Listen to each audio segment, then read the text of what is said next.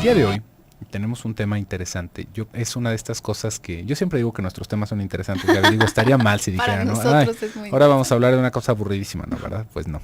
Pero realmente está curioso el tema, es un tema muy, muy profundo. Vamos a intentarle dar un acercamiento un poco más coloquial porque realmente dentro de lo teórico es algo muy, muy complejo. Pero intentando hacer una diferencia que podamos estar al alcance de este tipo de conocimiento para saber a qué es lo que nos referimos, ¿no? Porque hasta dentro de las mismas enfermedades de las vías respiratorias, Gaby, vemos un montón de gente enferma y todos dicen que tienen gripa, ¿no? Mm. Hay una diferencia entre tener gripa y tener resfriado. Si alguien tiene gripa, no se le acerque. Si alguien tiene resfriado, no hay problema. No hay mayor inconveniente, es una infección bacteriana.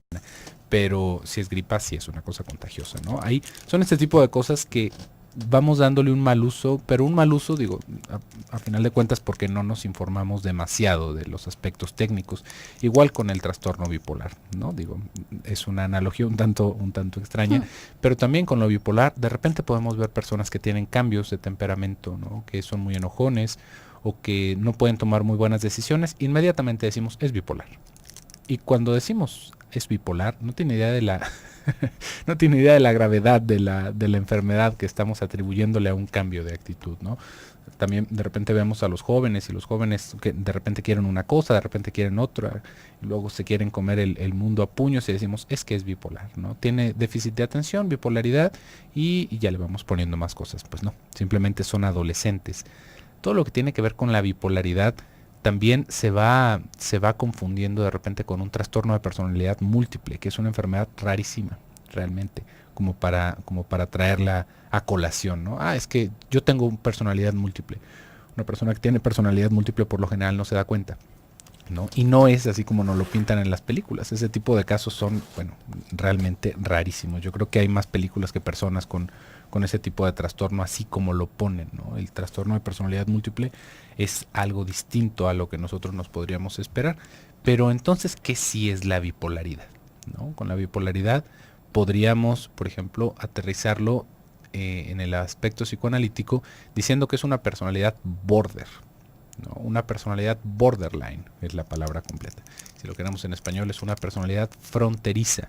Y hay un montón de tratados, hay un montón de textos de literatura que va hablando alrededor del trastorno limítrofe, que también es otra palabra para decir lo mismo, ¿no?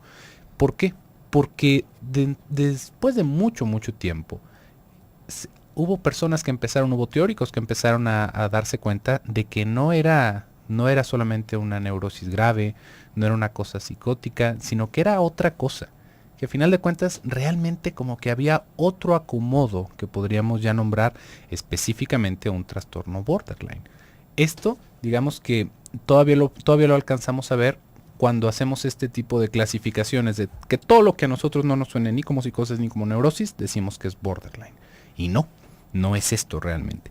Es una estructuración muy específica que también tiene un montón de ramificaciones, que podemos encontrar enfermedades que de repente nos podrían parecer igual y un poco más cotidianas como la histeria, pero que es más bien un trastorno border con rasgos histéricos. Y de repente podríamos pensar que es una histeria muy grave, pero el trasfondo y la raíz es totalmente distinta, ¿no? Le digo, esto lo podemos hablar de manera teórica de una forma muy profunda, pero creo que sobrepasa la expectativa de lo que Claro. podríamos hablar acá, ¿no? Lo que sí es que tendríamos que entender que el trastorno bipolar, el trastorno borderline, es una enfermedad en específico, es un trastorno, es un acomodo, una estructura en específico y que también tiene sus sufrimientos. Por ejemplo, podríamos hablar desde el aspecto de Blecher. Blecher lo aborda un poquito más desde la ambigüedad del ser, lo aborda un poquito más desde una posición, podríamos pensar en un principio kleiniana, en todo esto de las posturas de lo paranoide